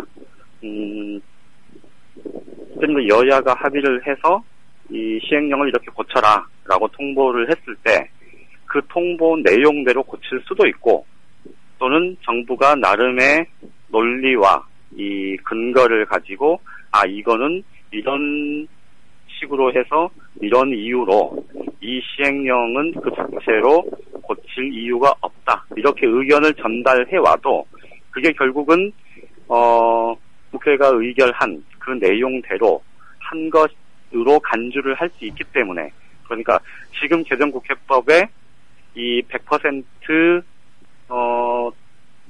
국회가 요구한 대로 시행령을 고치지 않으면 뭐 처벌을 받거나 이런 행정적인 이후의 절차가 규정되어 있지 않기 때문에 강제성이 없는 것으로 볼 수 있다. 이제 이런 입장인데요. 네. 사실은 뭐 논리적으로 한번 보면 사실 새누리당의 주장이 또 그렇게 100% 틀렸고 볼 수는 없는 것 같습니다. 어떤 점에서 그렇죠? 그러니까 강제 규정이 아니다라고 지금 유승민 원내대표 쪽에서 얘기하는 게 논리적으로만 보면 말씀드린 대로 그러니까 규범적인 규정이긴 하지만 그래서 그것에 그 규정에 이제 정부가 시행령에 대해서 뭐 일정하게 당연히 이제 규범적인 규제는 받는 건 맞는데 그렇더라도 우리는 이러이러한 이유로 이걸 고칠 이유가 없다라고 처리를 해서 그러니까 그게 이제 처리 결과이고 이것을 국회에 보고를 했을 때 이거는 왜 너네 안 고쳤어? 우리가 고치라고 했는데라고 이 정치적으로 문제를 삼을 수는 있지만 거기에 대해서 이 이후에 그러니까 행정처벌 안 고쳤을 때 처벌 조항이나 이런 것들이 명확하게 규정이 돼 있지 않기 때문에 사실은 정부가 고치지 않고 나름의 근거와 법리를 들이대면 그걸로 논란은 될지언정 그것 자체가 이번 개정 국회법을 위배한 거다 이렇게 볼 수는 없다는 겁니다. 그러니까 이제 논리적으로는 조금 말은 되긴 하는데 복잡은 하네요, 근데. 그렇죠. 그러니까 이제 문제는 여야가 그런 해석에 동의가 될지 공감이 될지가 일단 문제고요. 예. 그다음에 이제 그렇게 안 되면 사실 청와대는 지금 박근혜 대통령이 뭐 개정국회법을 수용할 수 없다 이렇게 못을 박았는데 이게 이제 곧바로 거부권을 행사하겠다는 의미로 해석을 곧바로 할 수는 없겠지만 상황에 따라서는 박근혜 대통령이 이 거부권 카드를 들이밀 수도 있는 거거든요. 예. 근데 이제 그렇게 됐을 때 지금 유승민 원내대표 쪽에서는 거부권이 행사돼서 국회 재의결 요구가 오면 재의결 절차를 밟겠다는 생각을 갖고 있다고 합니다. 예. 그러니까 거부권을 행사해서 국회에 다시 넘어오면 국회는 이거는 뭐 언제까지 처리해야 된다 이런 규정이 없습니다. 재의결 관련해서는. 예. 그렇기 때문에 이제 국회가 뭐 마냥 뭉갤 수도 있죠. 그런데 이제 그렇게 되면 예. 사실 이제 국회가 좀 비겁하다 이런 비판을 받지 않겠습니까? 그렇죠. 그런데 지금 이제 친박계를 중심으로 해서는 그렇게 오면 뭉개는 게 낫지 않겠느냐 이런 생각들을 가진 의원들이 좀 있는 것 같습니다. 그러니까 친박계 입장에서 보면 재의결을 가게 되면 만약에 재의결이 돼버리면 진짜 박근혜 대통령이 이제 곧바로 레임덕 빠지는 것 아니겠습니까? 그렇죠. 재의결이 안 되면 유승민 원내대표는 당연히 사퇴해야 되는 거고요. 네. 그렇게 되면 사실 친박계가 이 의원 다수가 뽑아놓은 원내대표를 흔들어서 결국 낙마시킨 그리고 청와대가 또 당청 관계를 이 청와대가 좌지우지한다 이런 논란에 또 휩싸이지 않겠습니까? 네, 넉 달 정도밖에 못하고 물러나게 되는 그렇죠. 일이 생기니까. 근데 그런 부담 때문에 친박계는 그냥 넘어오면 혹시라도 대통령이 거부권을 행사해서 국회로 넘어오면 그냥 처리 말고 여야간 어차피 논란이 있으니 그냥 쭉 가자 뭐 이런 생각인 것 같은데 유승민 원내대표는 그렇게 넘어오면 절차대로 재의결 절차를 밟겠다 이런 생각이 확고하다고 합니다. 그런데 이제 그렇게 되면 뭐 명분은 뭐 원칙대로 하겠다는 것이지만 실제로는 어쨌든 청와대가 그렇게 승부수를 던졌으니 나도 내 정치 생명을 걸고 승부를 보겠다. 그렇죠. 뭐 이런 생각을 갖고 있는 거죠. 여기서 지금 피하기도 애매하잖아요. 그렇죠. 그러니까 여기서 만약에 거부권을 행사를 했는데 유승민 대표가 피하면 유승민 대표는 사실 정책 미래를 보장받을 수 없는 거죠. 그렇죠. 이제 그렇게 되기 때문에 사실은 유승민 원내대표 쪽에서는 오히려 지금 공은 우리한테 있는 게 아니고 청와대 쪽에 있다. 지금 청와대가 가지고 있는 거다. 그러니 청와대가 어떻게 하느냐에 따라서 우리 입장을 정하겠다. 지금 이런 입장인 것 같습니다. 지금 청와대에서는 그거 위헌 내용 있는 위헌 소지가 있는지 잘 살펴보라고 하는데 이미 개정안을 합의를 해서 통과시켜 버렸지 않습니까? 그렇죠. 그러면 그걸 통과시켰으면 일단은 정부로 보내는 게 맞지. 다시 정부로 가기 전에 이리 가져와봐. 봉투 좀 뜯어보자. 다시 살펴보자. 이럴 수도 없잖아요. 그렇죠. 그러니까 유승민 대표는 지금 그럴 수 없다. 이런 입장이 확고한 것 같고요. 아니 다만 이제 말씀 도중에 미안한데 법 절차상으로도 위헌 소지가 있나? 우리가 잘못 너무 급히 했나? 하고 그거를 보류시킬 수도 없는 거 아닙니까? 그렇죠. 이제 그래서 어제 그제 이제 나온 얘기가 강제성이 없다고 하면 뭐 굳이 청와대에서도 우리가 뭐 거부권을 강제성이 없는 거면 거부권 행사할 이유가 없는 것 아니냐 이런 생각을 해서 이제 그렇게 여야가 의견이 다르니 일치시켜라 뭐 이런 얘기를 했을 거고요. 이제 김무성 대표가 그래서 지금 말씀하셨던 이제 그럼 그러니까 보기에 따라서는 좀 거중 중재하는 것 같은데 또 다른 측면에서 보면 굉장히 어정쩡한 스탠스이죠. 그러니까 이제 김무성 대표는 야당이 강제성이 있다고 하면 위헌적인 법이고 강제성이 없다고 하면 위헌이 아닌데 야당이 자꾸 강제성이 있다고 하니 참 위헌 요소가 있는 거를 법안을 통과시켰다는 얘기냐라고 이제 야당에다가 지금 화살을 돌리고 있는데 이거는 뭐 한 발만 떨어져서 보면 참 어처구니 없는 얘기 아닙니까? 그렇죠. 같이 법안을 여야가 합의 처리를 한 거니까. 그리고 여야가 말을 맞추라니 그런 말이 어딨어요. 여야 합의로 아무튼 국회를 통과한 법률 아니면 그 문자로서 글자로서 말하는 거지. 그렇죠. 여야가 딴소리를 하지 말라니 그건 말이 안 되는 거죠. 그리고 지금 이제 여당 지도부 차원에서 지금 재정부 법제처장에 대해서 아주 부글부글 끓고 있는 그런 좀 분위기도 있는데요.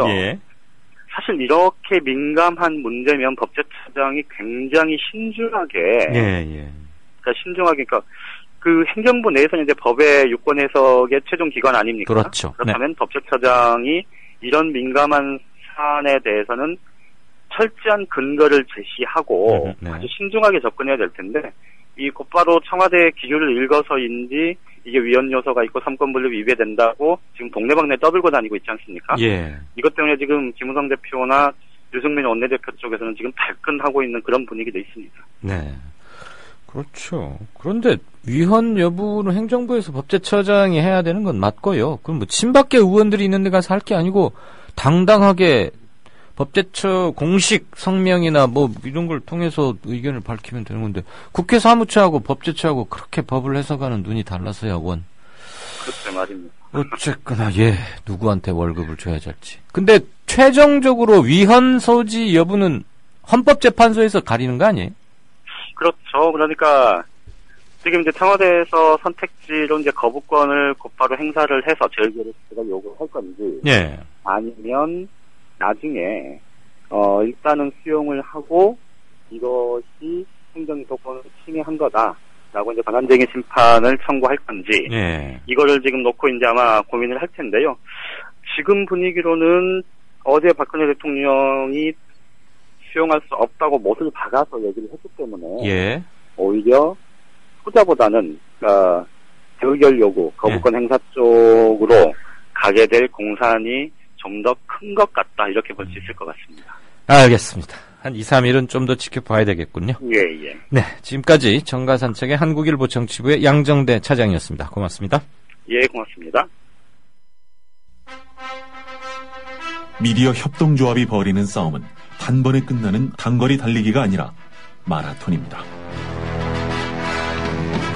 반만 년 동안 기승을 부려온 기득권 논리, 또 기회주의가 어찌 일거에 숙청되겠습니까? 인내심과 지구력을 갖고 천천히 또박또박 그리고 신랄하게 헤쳐나가야 합니다. 국민TV의 조합원이 되어주십시오. 이 사술과 기만의 시대 언제까지 방치하겠습니까? 국민TV가 가장 무서운 견제자로서 어둠을 헤치고 썩지 않게 하는 힘이 되겠습니다. 이제 가입하실 때가 됐습니다. 미디어 협동조합 홈페이지 국민.tv 또는 mediacoop12@gmail.com의 문호는 24시간 열려 있습니다. 다 함께 자부심으로 물려줄 세상을 만듭시다. 누가 아는 바로 당신이 할 일입니다.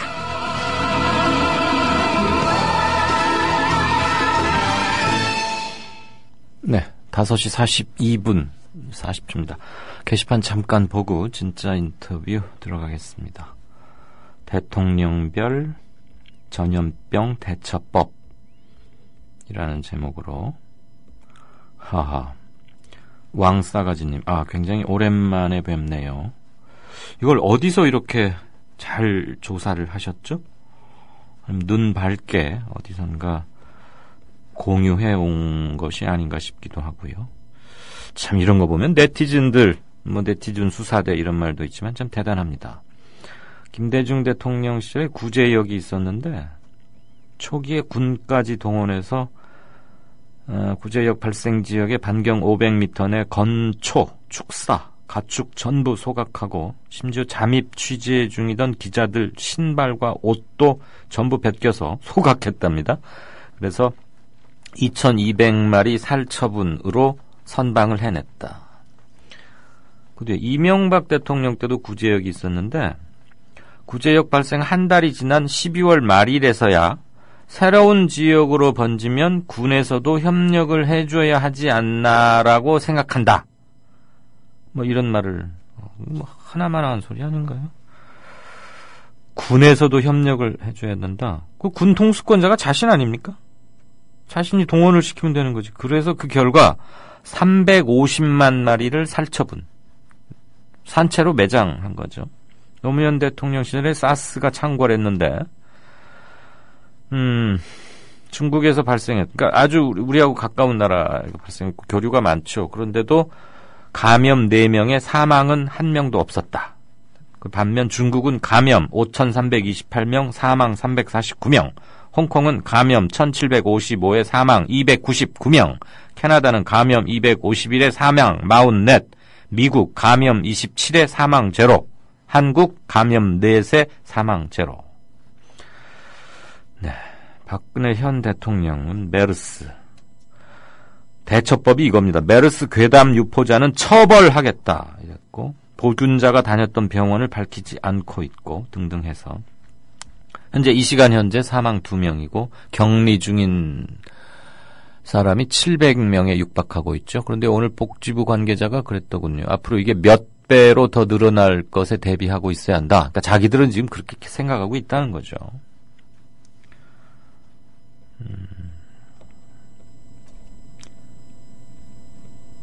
꿈꾸는 청년님, 이강윤 선생님, 오늘 오프닝 멘트 정말 좋습니다. 한국 사회에 삐뚤어지고 왜곡된 미국화에 대한 날카로운 현실 파악과 깊고 매서운 경고. 네, 이것은 중대 동문과의 김누리 교수의 글 일부였습니다. 김 교수님께 감사드리죠. 네. 아하, 이게 누구시다. 내추럴 파레트님. 최근 중동을 방문한 뒤 잠복기를 거쳐서 며칠간 몸살 증상을 보여가지고 약 일주일간 국정을 돌보지 않았던 어느 분이 생각난다. 라고. 정말 그냥 거기까지만 말씀드리겠습니다. 오동팔님은 중동에 가서 낙타고기 먹고 와서, 중동에서는 귀한 손님에게만 주는 게 낙타고기라고 하나 보죠? 귀한 손님에게만 주는 낙타고기 요리 먹었다고 자랑했던 박근혜 대통령이나 낙타 타고 해벌쭉거리는 이명박 전 대통령이나 쓰신 대로 읽는 겁니다. 아주 작정하고 우리 국민들을 절망의 나락으로 밀어넣는구나. 그러면서 사진은 이명박 씨가 이게 뭐 언제 정말 이런 거 탔네요. 낙타에 타가지고 뭐 악수하고 그러는데. 오동팔님은 이명박 씨를 당장 격리시켜라. 독방에 넣어두는 게 어떻겠느냐 이랬고요. 예, 오준님 맞습니다. 제가 아까 말씀드린 그 보건복지부에서 내놓은 포스터라는 게 이겁니다. 낙타와의 밀접한 접촉을 피하세요. 멸균되지 않은 낙타유 또는 익히지 않은 낙타고기 섭취를 피하세요. 그러니까 낙타와 접촉하지 말고 멸균 처리하지 않은 우유는 먹지 말고 낙타고기도 회로는 드시지 말랍니다. 이게 말이야 막걸리입니까 이게? 그랬더니 어느 트위터리언의 반응은 출근할 때 당분간 낙타는 타지 말아야겠다. 이렇게 또 화답을 하셨군요. 네, 이 정도 보고 진짜 인터뷰로 들어가겠습니다. 국민TV 조합원인감? 나가지 있게 지역협의회에 가입해야 쓰겠어. 국민TV 조합원이요? 지역협의회에 가입해야죠. 국민TV 조합원 맞나? 퍼뜩 지역협의회에 가입해 안 카나? 국민TV 조합원에 가입하고 조합비를 내고 국민라디오와 국민TV를 시청한다고 조합원으로서의 만족이 전부냐? 결코 아닙니다.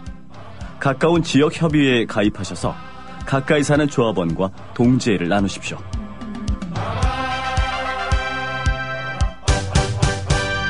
자세한 가입 안내는 미디어협동조합 홈페이지 지역협의회 게시판을 참고하시면 됩니다. 네, 말씀드린 대로 진짜 인터뷰 여러분 잘 아시죠? 박주민 변호사님 연결되어 있습니다. 안녕하십니까 변호사님? 예, 안녕하십니까. 네, 오늘 아침에 법제처장이 성함이 특이하시더군요. 재정부든가 그렇던데 친박계 의원들 모임에 가가지고 국회법 개정안 그거 위헌 소지 있다 이렇게 얘기를 했습니다. 법제처장이면은 정부 내에서 법률 해석을 놓고 이견이 생길 때 그것에 대해서 유권 해석을 내릴 수 있는 유일한 권위 있는 기구는 맞죠? 예, 근데 유권 해석을 내릴 수 있는 기관은 사실 법제처만은 아닙니다. 근데 법제처가 그것을 전문으로 한다는 거죠. 네, 예. 전문으로. 그러면 법제처장이 이거 위헌 아니다. 그러면 그게 위헌 아니게 되는 것은 아니죠? 그런 거 아닙니다. 예. 네, 예. 자, 국가기관들은 다 유권 해석 기능을 가지고 있고요. 네. 최종적인 헌법 해석 기관은 법원, 네. 그리고 헌법재판소가 될 것입니다. 그렇죠. 예. 법원에서도 이게 좀 긴가민가 까리하다 그러면 헌재에다가 의뢰해서 맞습니다. 헌재의 최종 결정을 받아가지고 이제 법 심리에 들어가고 그러는 것이죠. 예, 맞습니다. 예. 지금 문제가 되는 이제 이분 우리 청취자분들께서는 굉장히 뉴스 의식 이런 게 많이 높으셔서 대개는 알고 계실 거라고 봅니다만. 예. 지금 세월호 시행령의 독소조항 문제가 있다. 이것 좀 고쳐야겠다. 그렇게 해서 국회법 개정안을 국회법을 바꾼 거 아닙니까? 청와대에서는 이걸 가지고 거부권도 불사하겠다 이러는 거고. 예. 그러면 시행령이라는 것의 정확한 법률적 의미나 법률적 위치 또는 뭐 힘, 권능 이런 건 어떻게 됩니까? 예, 보통 그 국회가 법을 만들 때 네. 모든 내용을 다 꼼꼼하게 규정할 수는 없습니다. 예. 그리고 경우에 따라서는 입법 과정을 통해서 매번 법을 바꿀 경우에는 번거로울 경우도 있고요. 예. 그럴 경우에는 일정 부분을 띄어서 네. 행정부가 시행령으로 처리해라라고 법문에다 명시를 합니다. 이 부분은 대통령령에 따른다 이런 식으로요. 네. 그러면은 이제 그렇게 이제 위임받은 부분에 한해서 대통령령으로 정하게 되는 것입니다. 구체화시키는 거죠 법을. 네. 네. 그러면 밑에 있는 말씀하십시오. 그런 것이 되겠습니다. 예. 네. 그런데 그 시행령이 말하자면 큰 법의 얼개를 크게 짜놓고 아주 디테일한 것은 이것을 집행할 행정부에서 잘 사리에 맞게 그리고 모법의 정신을 어긋나지 않는 범위 내에서 세세한 건 당신들이 짜시오. 그렇게 해서 이제 대통령으로 공포를 하는 거잖아요. 맞습니다. 예. 그런데 지금 세월호 특별법 시행령의 경우는 모법인 세월호 특별법의 기본 정신을 좀 해치거나 훼손할 수도 있다라는 우려를 걱정을 지적을 계속 받아왔던 거 아닙니까? 네, 맞습니다. 이거는 뭐 꼭 야당뿐만 아니라 여당에서도 네. 법률의 취지를 좀 훼손하는 부분이 있는 것 같다. 네. 그래서 여당 차원의 의견을 전달하겠다라는 이야기를 유승민 의원도 한 적이 있었죠. 네.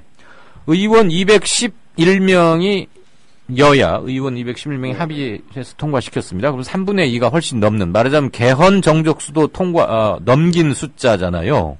예. 그런데 이걸 청와대가 그렇게 거부권 청와대는 국회에서 만든 법률 아무거나 무조건 거부권을 행사할 수 있습니까? 아닙니다. 그 거부권을 무조건 행사할 수 있는 건 아니고요. 네. 국회에서 의결한 법률안이 헌법에 위반된다든지 네. 행정부의 권한을 침해한다든지 네. 뭐 이런 어떤 사유가 있어야만 거부권을 행사할 수 있다고 볼 수 있습니다. 그러면은 우리 변호사님께서 보시기에는 예. 며칠 전에 국회를 통과한 국회법 개정안이 예. 행정부의 권한을 침해한 것으로 보십니까? 저는 사실은 이 법안이 행정부의 권한을 침해했다고 보고 있지는 않습니다. 네. 이 법문을 보더라도 국회가 어떤 의결하거나 요구하는 것에 대해서 아주 기계적으로 따라야 된다라는 식으로 되어 있지는 않습니다. 그리고 네. 법문 자체가 만약에 이제 좀 따르라고 되어 있다 하더라도 그 자체로 또 바로 위헌이라고 할 수는 없습니다. 왜냐하면은 어떤 법률이 어떤 처분적인 어떤 성격이 있는 것과 그렇지 않은 것이 있는데 처분적인 성격이라는 것은 네. 법문 자체가 어떤 순간 내게 행위가 없이 바로 권한을 침해할 때 처분적인 법률이라고 하는데 예. 이 경우에는 국회가 뭔가 변경을 요구하거나 수정을 요구한다는 어떤 처분 행위가 4개가 돼야 됩니다. 네. 그렇기 때문에 이 법 자체가 바로 어떤 권한을 침해했다고 보기도 또 어렵고요. 예. 그래서 두 가지 의미에서 법문 자체도 그렇게 보이진 않고 네. 그다음에 설사 그렇게 해석한다 하더라도 뭔가 매개 행위가 있어야 되기 때문에 네. 한 단계 정도 더 거쳐야 그 위헌성을 제대로 판단할 수 있다. 이렇게 보고 있습니다. 예. 그러니까 내용을 찬찬히 뜯어보면은 이번에 국회법 개정안은 행정권을 침해한 게 아니다. 이런 말씀이시죠? 네, 그렇습니다. 그리고 기본적으로 법의 취지가 네. 그 법률을 위반한 행정 입법에 대해서 뭔가 권한을 행사한다고 되어 있는 것이에요. 예. 그렇다면 오히려 이제 헌법의 정신에 부합한다고 오히려. 것입니다. 네. 그리고 국회가 이러이러 살펴봤더니 이런 점 있는 건 좀 참고를 해라라고 강력히 촉구하는 건데 왜 국회 니들이 행정부를 간섭하느냐? 지금 청와대는 그러면서 발끈하고 있는 형국인데 실은 세월호 특별법 시행령 개정을 놓고 그것을 이루어내기 위해서 국회법을 이번에 손본 거잖아요. 사실은 이 맥락에 대해서도 저희들이 좀 이렇게 살펴봐야 될 것 같은데요. 네. 아마 세월호 특별법만을 위해서 이 법을 만들지는 않았을 겁니다. 그랬겠죠. 예, 포괄적으로 그렇죠. 기록돼 있으니까요. 예, 만약에 세월호 특별법만을 위하면 여당 국회의원들이 이렇게 많이 꽁을 해줄 리가 없다고 생각하고요. 네. 아마 그동안 이제 그 행정부가 국회를 무시하는 그런 행태를 많이 보여왔기 때문에 예. 적잖이 좀 공감대가 형성되어 있지 않았을까 생각하고 있습니다. 예. 네. 한 가지 더 여쭙겠습니다. 오로지 의회만이 입법권을 갖고 있는 다수의 대통령제 또는 내각제 국가들을 생각해보면 청와대가 삼권 분립을 근거로 내세우는 것은 좀 자체 모순이 아닌가 이런 의견도 일부에서 있던데 요 견해에 대한 변호사님의 견해는 어떻습니까? 삼권 분립을 얘기한다면 이제 국회가 입법권을 갖고 있는 거고요. 네. 그다음에 행정부는 그 입법권을 존중하면서 입법권을 훼손하지 않는 범위 내에서 이제 시행령을 만들 수 있는 권한밖에 못 가지는 것이죠. 네. 그런데 지금 법률의 취지에 반하는 시행령에 대해서 수정을 요구할 수 있는 권한을 지금 국회가 갖겠다고 하는 것에 대해서 네. 위헌적이다라고 얘기하면 예. 방금 말씀하신 대로 오히려 네. 지금 이 주장이 국회 입법권이라고 하는 것을 침해하는. 무시하는 것으로 보여질 수도 있다는 것입니다. 네. 청와대 안에는 그럼 하나 더 여쭙겠습니다. 예. 이 국회법 개정안을 놓고 국회 사무처하고 오늘 법제처장하고 정면으로 의견이 엇갈렸는데 원래 법률이라는 그렇게 전문가들도 확 의견이 엇갈린 만큼 복잡한 것입니까? 사실은 뭐 법이라고 하는 것이 결국은 그 문장으로 표현이 되는 것이고 네, 네. 그 문장은 여러 면으로 여러 방향으로 해석이 될 수 있는 것입니다. 네. 그러다 보니까 이제 해석하는 사람에 따라서 다르게 해석할 가능성이 열려 있는 것이죠. 네. 그럴 경우에는 기본적으로는 국어 사전적 의미로 먼저 해석을 해보고 예. 그것만으로 의미가 측정이 안 되면은 입법권자들의 의사를 존중해서 해석하도록 되어 있는데 의사 존중. 지금 현재 이 법을 해석할 때 이제 법제처 생각은 오히려 약간 좀 그 행정부 쪽에 치우쳐 있다고 볼 수 있는 거고요. 네. 오히려 제가 말씀드린 것처럼 입법권이 국회에 있다는 취지에서 본다면 네. 위헌성이라는 것을 생각하기 좀 어려운 것 아닌가라고 생각하고 있습니다. 네. 알겠습니다. 차분하신 말씀 중에 정답이 들어있고 그래서 뭐가 어째서 그러는가를 저희가 좀 감 잡을 수 있었습니다. 짧은 시간이지만 핵심적으로 설명해 주셔서 대단히 감사드립니다. 고맙습니다. 예, 감사합니다. 예. 네, 지금까지 박주민 변호사와 국회법 개정안 관련해서 얘기 나눠봤습니다. 이강윤의 오늘이 준비한 순서는 여기까지입니다. 저는 내일 오후 4시 반에 다시 뵙겠습니다. 고맙습니다.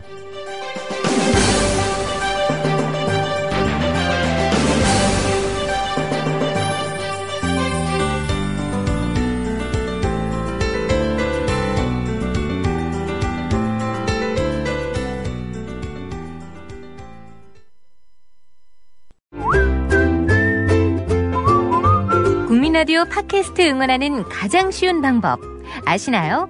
다운로드하기, 별점 주기, 댓글 달기, 구독하기. 국민라디오 팟캐스트 널리 알리는 가장 쉬운 방법. 다운로드하기, 별점 주기, 댓글 달기, 구독하기. 기억하세요. 다운로드하기, 별점 주기, 댓글 달기, 구독하기.